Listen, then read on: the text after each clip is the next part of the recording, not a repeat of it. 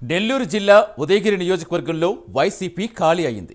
ఉదయగిరిలో వరుసగా 4 సార్లు ఎమ్మెల్యేలుగా పెత్తనం చేసిన మేకపాటి కుటుంబం ప్రాభవం కోల్పోయింది. వైసీపీ ప్రభుత్వంలో మంత్రిగా ఉన్న మేకపాటి గౌతమిరెడ్డి మరణం తర్వాత మేకపాటి చంద్రశేఖర్ రెడ్డి తిరుగుబాటు స్వరాలతో నెల్లూరు జిల్లా రాజకీయాల్లో మరో కీలక రాజకీయ కుటుంబం కనుమరుగయ్యే పరిస్థితి కనిపిస్తోంది. ముఖ్యంగా ఉదయగిరిలో ద్వితీయ, తృతీయ శ్రేణి నాయకులు చల్లగా టీడీపీ తీర్థం పుచ్చుకునే పనిలో పడ్డంతో వైసీపీ పూర్తిగా ఖాళీ అయ్యే పరిస్థితి నెలకొంది.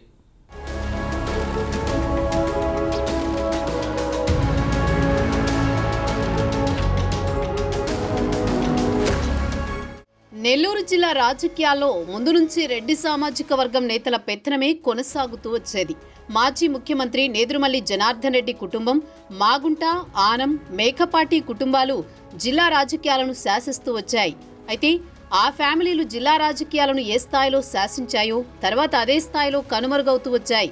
ఇప్పుడు ఆ కోవలో మేకపాటి కుటుంబం చేరినట్టు కనిపిస్తోంది.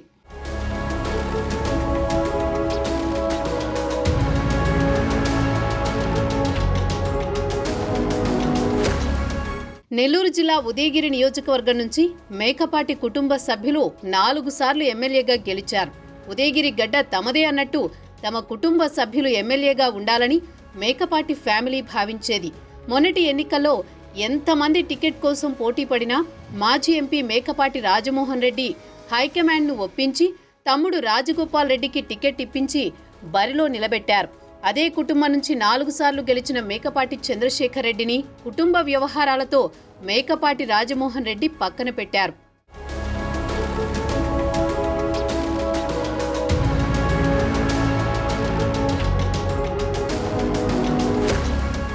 ఉదయగిరి నుంచి 2019 ఎన్నికల్లో మేకపాటి చంద్రశేఖర్ రెడ్డి వైసీపీ తరపున పోటీ చేసి ఎమ్మెల్యేగా గెలుపొందారు.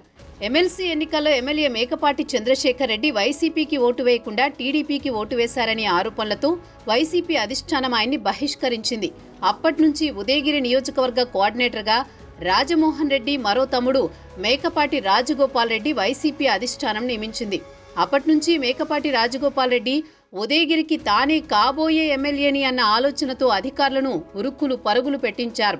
ఎక్కడ మీటింగులు, సమావేశాలు జరిగినా తాను నివాసం ఉంటున్న మర్రిపాడు మండలం బ్రాహ్మణపల్లి నుండి పోలీసులు ఎస్కార్టుతో రావాలని అప్పట్లోనే హుకుం జారీ చేశారు. ఉదయగిరి నియోజకవర్గానికి తాను కాబోయే ఎమ్మెల్యేనని, తన మాట వినకపోతే రాబోయే రోజుల్లో తగిన లెక్కలుంటాయని బెదిరింపులకు కూడా పాల్పడినట్టు చెబుతున్నారు.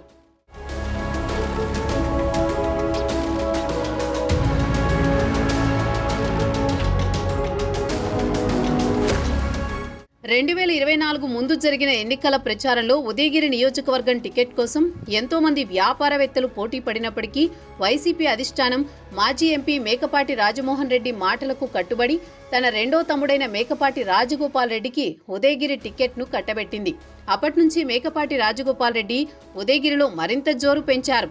తానే ఉదయగిరికి బాస్ అంటూ, తాము తలిస్తే ప్రతి ఒక్కరి అంతూ చూస్తామంటూ ప్రత్యర్థి అయిన తెలుగుదేశం పార్టీ అభ్యర్థిగా ఉన్న కాకర్ల సురేష్పై ఒక రేంజ్లో విరుచుకుపడ్డారు. నారా లోకేష్ రెడ్ బుక్లో రాసుకుంటే తాను బ్లూ బుక్లో రాసుకుంటున్నానని, మళ్లీ అధికారంలోకి వచ్చాక ఒక్కొక్కరి అంతూ తెలుస్తామని ప్రచారంలో వార్నింగులిచ్చారు.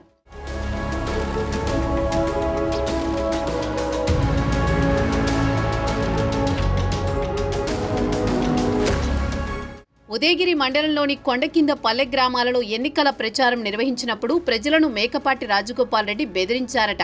తమకు ఓటు వేయకుండా ఏ ఒక్కరు టీడీపీకి ఓటు వేసినా పల్లె గ్రామాలలో ఒక్కరు కూడా మిగలరని గట్టిగా వార్నింగ్ ఇచ్చారట.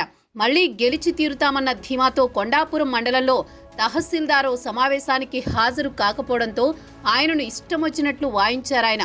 ఇలా మేకపాటి రాజగోపాల్ రెడ్డి ఓటర్లను, అధికారులను బెదిరించిన ఎఫెక్ట్ ఎన్నికల్లో స్పష్టంగా కనిపించింది.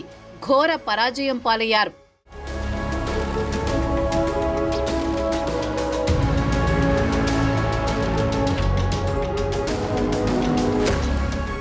మొత్తానికి పోలింగ్ సమయంలో మేకపాటి ఓటర్లను డబ్బులతో మభ్యపెట్టే ప్రయత్నం చేశారనే ఆరోపణలున్నాయి.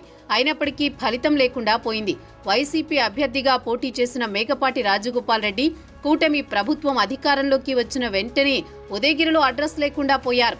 ఉదయగిరి నియోజకవర్గంలో ఉండే ప్రధాన నాయకులు కూడా ఇతర ప్రాంతాలకు వెళ్లి వ్యాపారాలు చేసుకుంటున్నారట. ఆ క్రమంలో ఇక ఉదయగిరిలో మేకపాటి ఫ్యామిలీ సీన్ అయిపోయిందంటూ కొందరు నేతలు కూటమి పార్టీల్లో చేరిపోతున్నారు. ఉదయగిరి సెగ్మెంట్లో వైసీపీలో దూకుడు ప్రదర్శించిన సోషల్ మీడియా యాక్టివిస్టులపై కేసులు నమోదవుతున్నాయి. కేసులు ఎదుర్కొంటున్న కార్యకర్తలు తమను పట్టించుకునేవారే లేకుండా పోయారని కన్నీరు పెట్టుకుంటున్నారు. మొత్తానికి ఉదయగిరి వైసీపీ అనాథలా మారిందిప్పుడు.